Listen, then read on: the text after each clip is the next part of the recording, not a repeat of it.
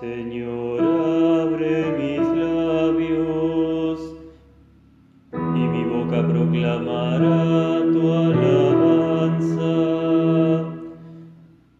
Gloria sea al Padre y al Hijo y al Espíritu Santo, como era al principio, ahora y siempre, por los siglos de los siglos.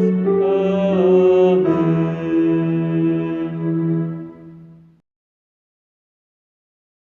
Aleluya, aleluya, aleluya.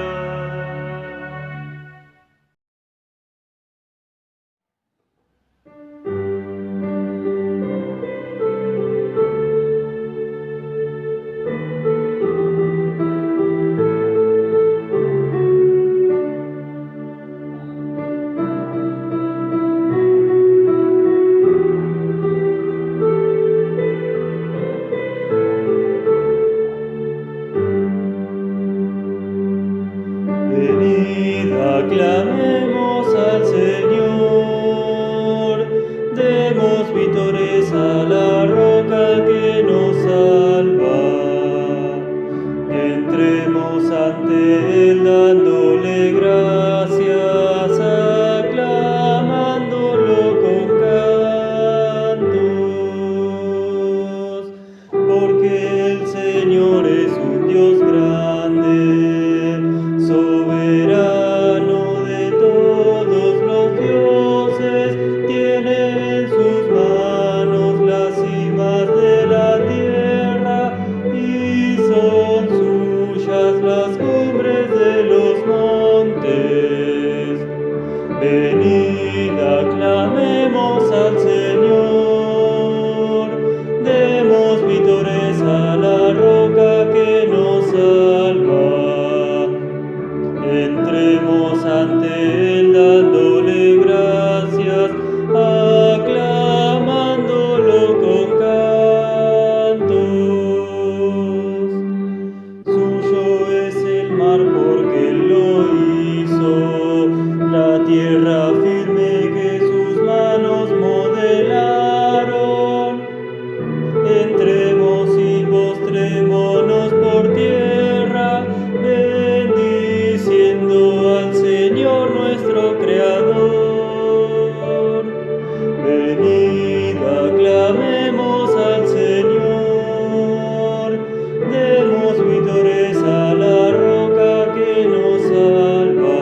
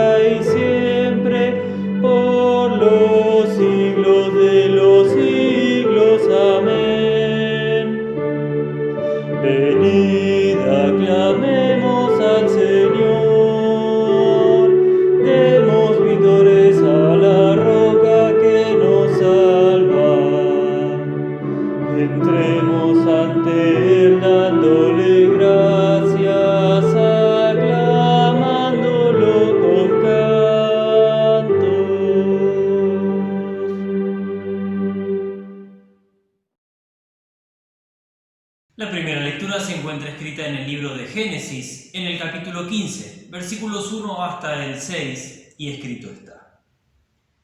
Después de estos sucesos, la palabra del Señor vino a Abraham en una visión y le dijo: «No temas, Abraham, yo soy tu escudo y tu galardón será muy grande». Abraham respondió: «Mi Señor y Dios, ¿qué puedes darme si no tengo hijos y el mayordomo de mi casa es ese Damaseno, Eliezer?». También dijo Abraham: «Mira que no me has dado descendencia, mi heredero será un esclavo nacido en mi casa».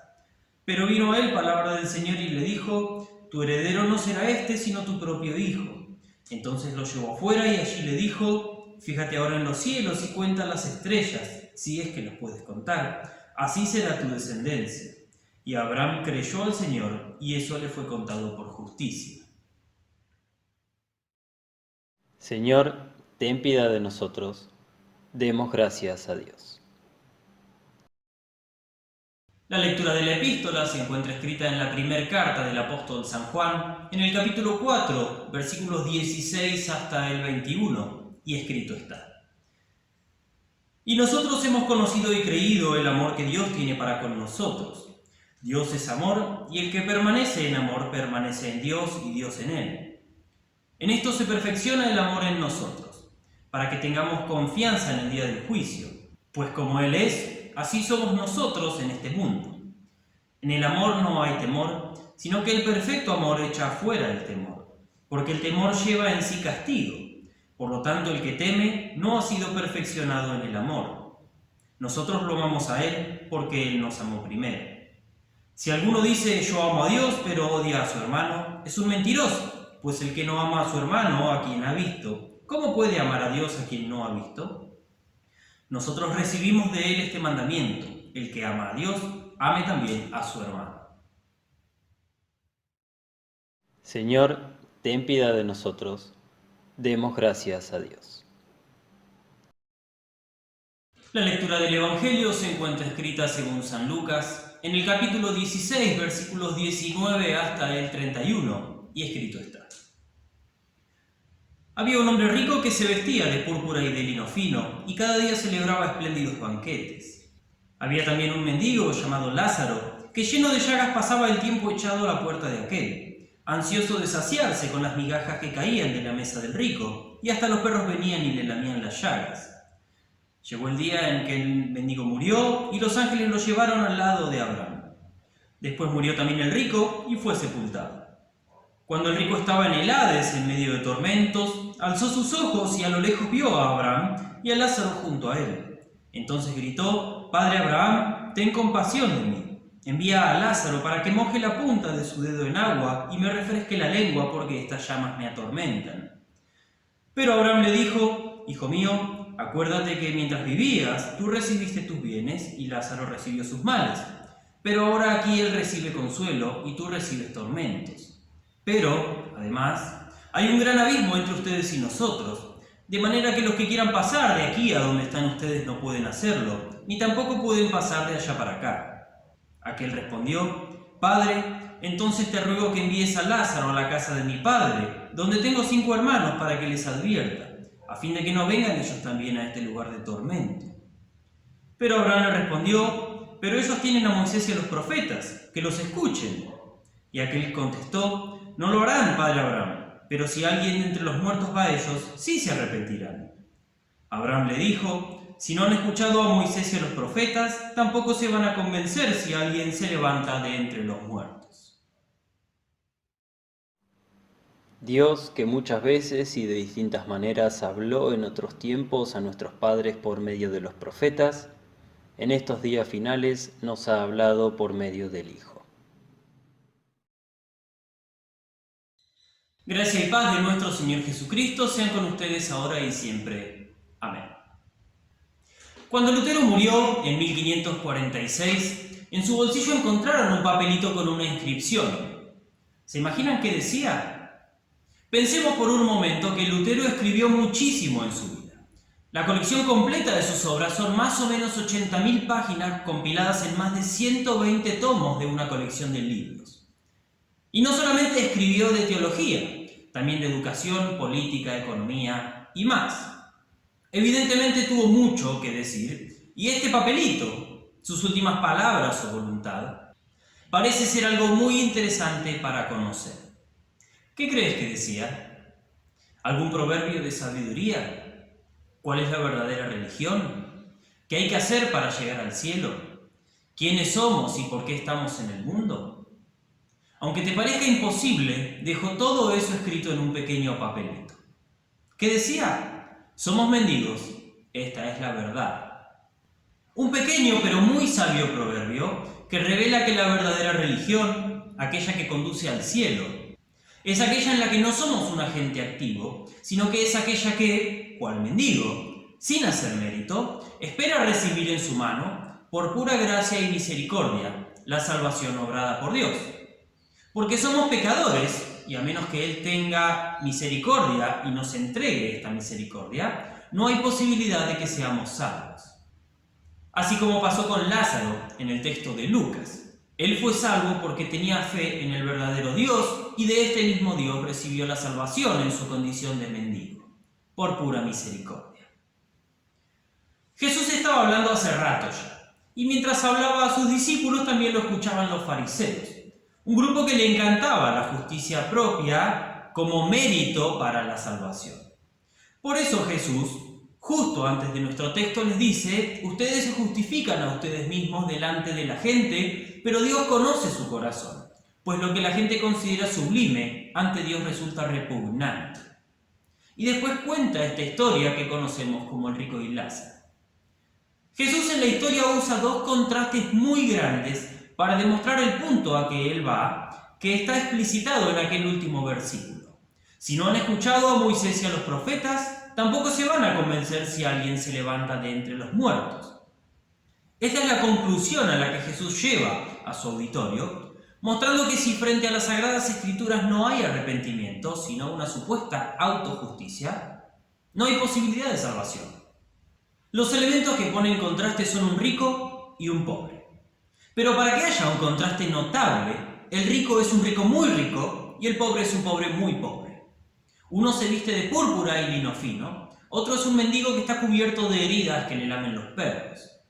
Uno celebraba todos los días espléndidos banquetes, el otro ansiaba poder comer al menos las migajas que caían de la mesa. Uno estaba en su casa, el otro echado a su puerta. Para el lector actual, supuestamente más evolucionado y con mayor conciencia social, es fácil sentir desprecio por el rico y simpatía o empatía con el mendigo.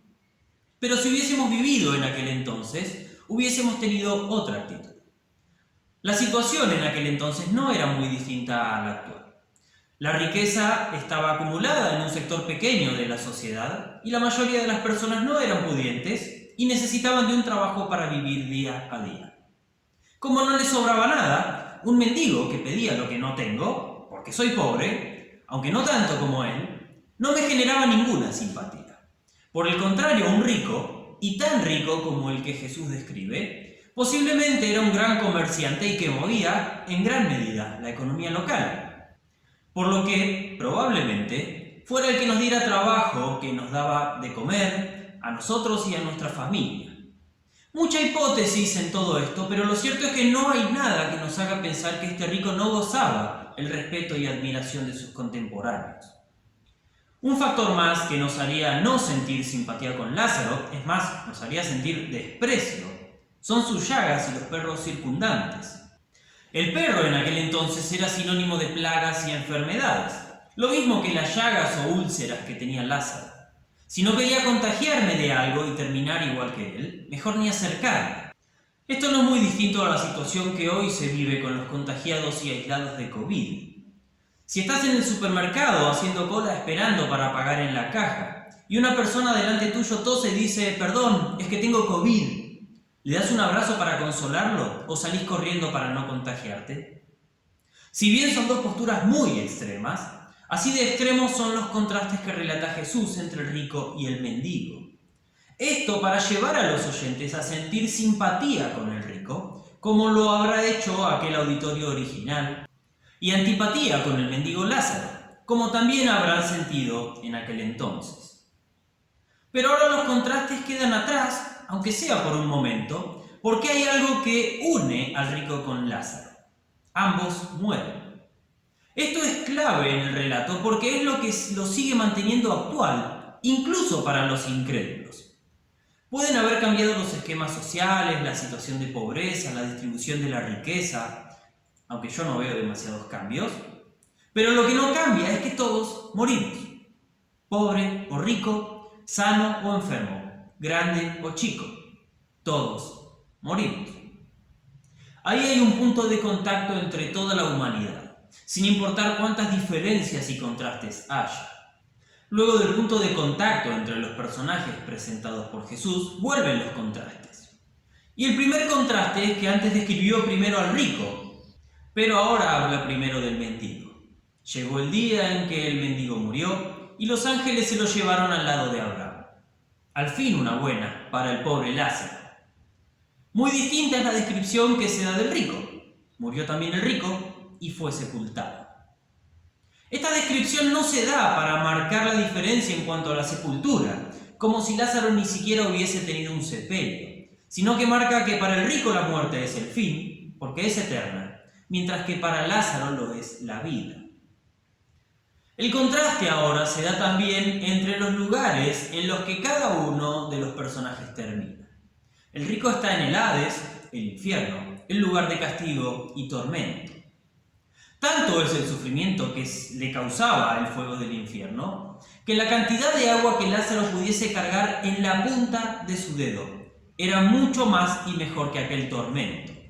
Alguien que en vida había tenido tanto, con que poco parecía conformarse ahora, en medio del terrible sufrimiento al que era sometido. Lázaro, por el contrario, había recibido sus males en su vida, pero ahora estaba en un lugar donde no estaba sufriendo. Por el contrario, recibía consuelo por todo aquel sufrimiento que había padecido.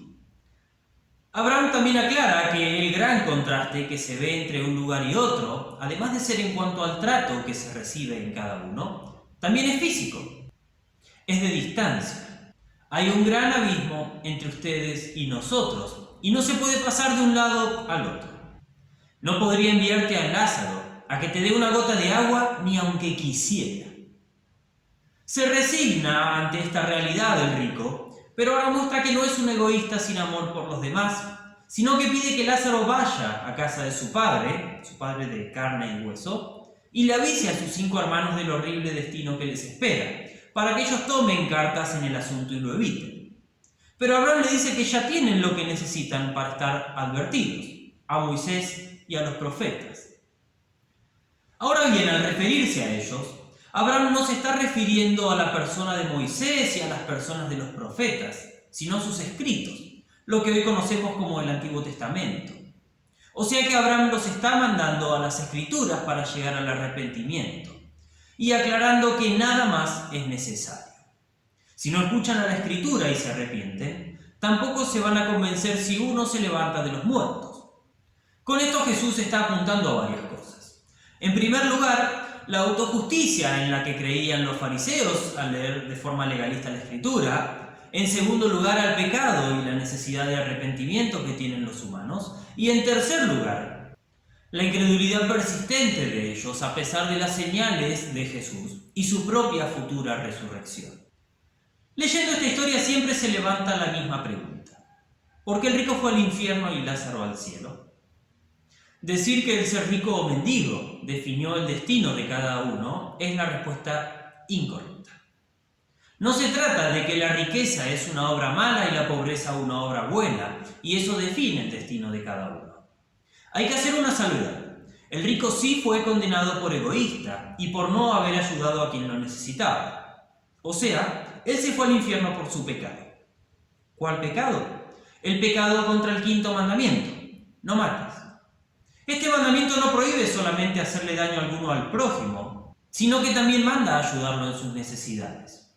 Lutero decía que si uno pudiendo dar de comer al hambriento no lo hacía, lo había matado de hambre. Ahora bien, esa actitud del rico es consecuencia de algo previo que faltaba. Aquello que Lutero dice en la explicación de los mandamientos del catecismo: debemos temer y amar a Dios. Él no amaba al prójimo porque no temía ni amaba a Dios. Le faltaba fe. Sin fe en Dios, primer mandamiento, no me va a importar su nombre. Segundo, su palabra. Tercero, ni amar a mi prójimo. Los siguientes 7 mandamientos. Como no tenía fe verdadera, su Dios no era el Dios verdadero.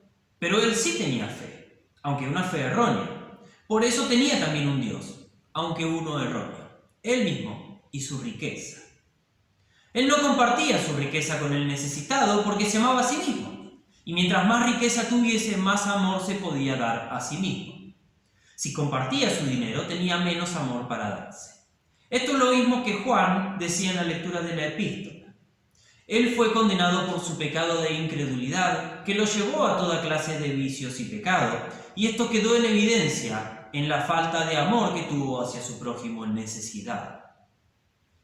Lázaro, por el contrario, no fue al cielo porque él no era pecador. Era pecador como todos los que nacimos de padre y madre de carne. Era igual de pecador que el rico, incluso. No es que por ser pobre y no tener riqueza tenía menos dosis de pecado. Podría haber sido pobre y no tener fe e ir al infierno junto con el rico. Lo que marcó la diferencia era que él sí creía en el verdadero Dios. Él tenía verdadera fe. ¿Cómo lo sabemos? Por lo que dice la lectura del Antiguo Testamento y porque a él lo recibe Abraham en el cielo. A Abraham se le prometió una descendencia incontable como las estrellas. Por recibir esta promesa, Abraham es llamado el padre de todos los creyentes de esta promesa, que es Cristo. Y no es padre según la carne, como Pablo explica en Romanos 9, sino según la promesa, la fe. Fíjense que el rico lo llama padre a Abraham, sin embargo no está en el cielo con él. Entonces, si a Lázaro lo recibe Abraham, significa que este es su hijo según la promesa. E hijo según la promesa se es por la fe. Por lo tanto, Lázaro fue salvo porque tenía fe, porque su Dios era el Dios verdadero, y él fue un mendigo, como dijo Lutero, porque recibió la salvación por pura gracia. ¿Quién es tu Dios? ¿Quién o qué es el objeto de tu temor, amor y confianza? Hay variantes en esto, pero a lo largo de casi toda la historia, el Dios más común de la humanidad ha sido el dinero y uno mismo, casualmente los dioses del rico.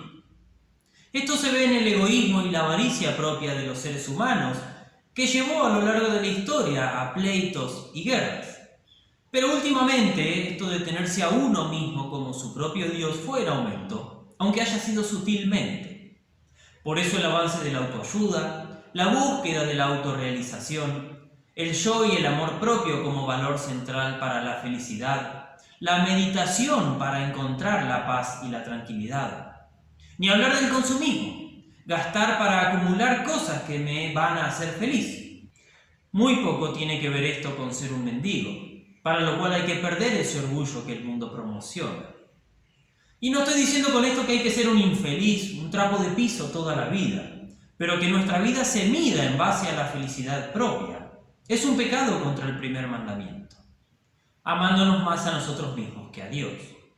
Esto se ve reflejado también en la religiosidad y la antropología positiva, es decir, que no somos pecadores desde nuestra concepción, que no somos malos, sino que podemos perseguir el bien, agradar a Dios mediante la ley y ser salvos. Pero Moisés y los profetas no dan testimonio de esto, sino que la ley nos acusa de pecado, para que nos convenzamos y nos arrepintamos, esperando la salvación solo de Dios. Por eso Dios asumió nuestro lugar de mendigos enfermos. Siendo eternamente rico, se despojó de su riqueza y se humilló hasta lo más bajo, hasta ser despojado de absolutamente todo lo que tenía, incluso su propia vida, que puso en la cruz por nosotros. Y también tomó todas nuestras enfermedades y llagas, porque cargó sobre su propio cuerpo los pecados del mundo para poder ofrecer propiciación por ellos con su sacrificio de amor en la cruz. Totalmente contrario al egoísmo y autoamor que marca a la humanidad desde la caída en pecado, él fue pura entrega y amor sacrificial por el prójimo. Nunca tomó su propia vida como el valor preponderante, sino que su vida fue marcada por el amor a Dios, por lo cual tuvo una obediencia perfecta a su ley y se sometió a las exigencias de ella, que requerían la muerte del pecador por sus pecados, al mismo tiempo que esto lo hizo por amor a su creación caída, que ahora son sus semejantes, porque él asumió su carne al hacerse hombre. Lo más importante para él fue Dios y nosotros. Esta salvación que él ganó, Dios nos la entrega a través de la fe obrada por su Espíritu Santo en la palabra, el bautismo y la Santa Cena. Ahí somos unos mendigos pasivos que reciben en su mano aquella salvación que Dios nos entrega por gracia. Y de esta misma forma pasiva somos hechos hijos de Abraham, por lo cual nosotros también, luego de nuestra muerte, vamos a ser recibidos por Él y consolados allá en el cielo. Mientras tanto, vivimos esta vida cristiana marcada por el amor a Dios y al prójimo. Por eso la Iglesia no se adapta al consumismo de la época, ofreciendo novedades y cambiando con la moda para vender más, sino que predica la verdad que el mundo no quiere escuchar, que somos mendigos, porque somos pecadores y necesitamos recibir la salvación de arriba. Por eso nuestra liturgia, aunque parezca obsoleta y anticuada, no lo es, porque nos devuelve todo el tiempo a nuestra realidad de mendigos. Como los luteranos solemos bautizar de niños, cuando fuimos bautizados, fuimos llevados sin mérito o voluntad nuestra a recibir los tesoros celestiales que ahí se entregan. E incluso los que se bautizan de adultos confiesan esto. El bautismo no es obra humana, sino de Dios. Ahí fuimos introducidos a la Iglesia. Por eso toda liturgia a lo largo de nuestra vida comienza con la invocación del mismo nombre trinitario en el que fuimos bautizados. Y automáticamente después de la invocación, empezamos nuestra liturgia pidiendo perdón en la confesión y recibiendo la absolución por gracia de Dios, sin mérito alguno de nuestra parte. Después decimos el Kyrie, Señor, ten piedad de nosotros. No hay clamor de mendigo más patente que ese. Y muy similar, a continuación en el Gloria in Excelsis, cantamos pidiendo otra vez, ten piedad de nosotros, recibe nuestra oración. Porque por nuestro pecado no merecemos ni siquiera acercarnos en oración, pero Él en su misericordia prometió oírnos y respondernos. Y cuando recibimos el sacramento del altar, con más razón en este tiempo de pandemia que por higiene no damos directamente en la boca, estiramos nuestra mano para recibir, cual mendigo, los tesoros celestiales que Dios ahí pone. Aunque nuestra vida cristiana no es solo una vida litúrgica, una vida recibiendo la salvación por gracia de Dios, sino que también es una vida de amor al prójimo, especialmente en estos tiempos de pandemia, donde muchos pierden su trabajo, donde la pobreza y la miseria crecen, donde muchos están desconsolados. También podemos llevar la misericordia que recibimos de nuestro Dios a los demás, no solo hablando de este amor de Dios recibido por gracia, sino también brindando alimento, ropa, medicamentos y todo aquello que podamos dar a aquellos que lo necesitan. A nuestro Dios que trata con nosotros, mendigos, con su misericordia, Padre, Hijo y Espíritu Santo sea la gloria por los siglos de los siglos. Amén. Y la paz de Dios que sobrepasa todo entendimiento guarde sus corazones y mentes en Cristo Jesús. Amén.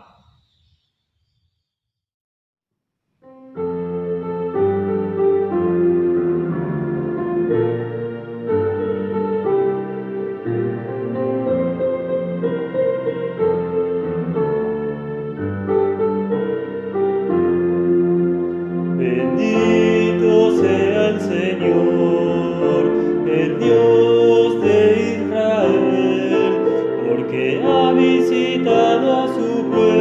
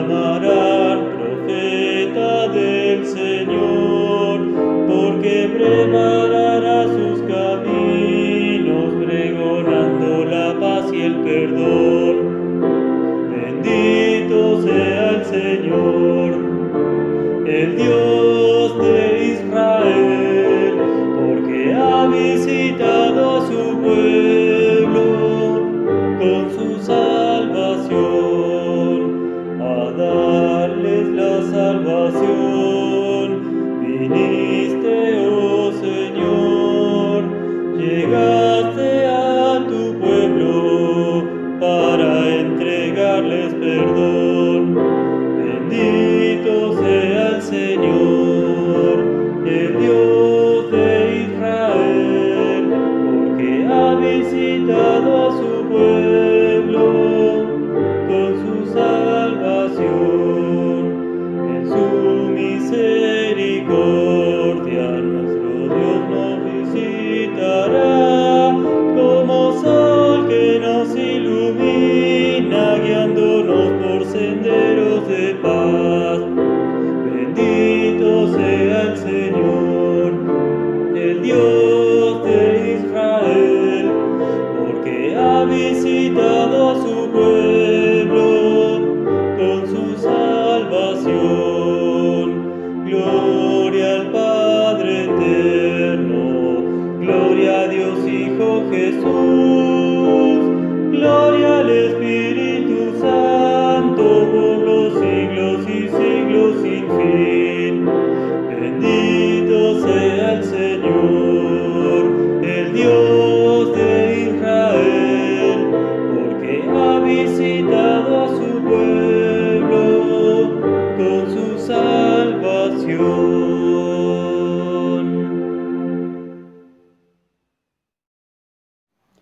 Oremos. Oh Señor nuestro Padre Celestial, Todopoderoso y Eterno Dios, tú nos trajiste de manera segura al comienzo de este día. Defiéndenos hoy con tu poder y concédenos tu protección, para no caer en pecado ni en ningún peligro, sino que, en todos nuestros quehaceres, siendo guiados por tu gobierno, permanezcamos bajo tu mirada paterna, por Jesucristo tu Hijo nuestro Señor, que vive y reina contigo y con el Espíritu Santo, siempre un solo Dios, por los siglos de los siglos. Amén. Instruidos por nuestro Señor Jesucristo y confiando en sus promesas, oramos. Padre nuestro que estás en los cielos, santificado sea tu nombre. Venga a nos tu reino, hágase tu voluntad, así en la tierra como en el cielo. El pan nuestro de cada día, dánoslo hoy, y perdónanos nuestras deudas, así como nosotros perdonamos a nuestros deudores. Y no nos dejes caer en la tentación, mas líbranos del mal. Porque tuyo es el reino, el poder y la gloria, por los siglos de los siglos. Amén. Bendigamos al Señor, demos gracias a Dios. El Señor Todopoderoso y Misericordioso, el Padre, el Hijo y el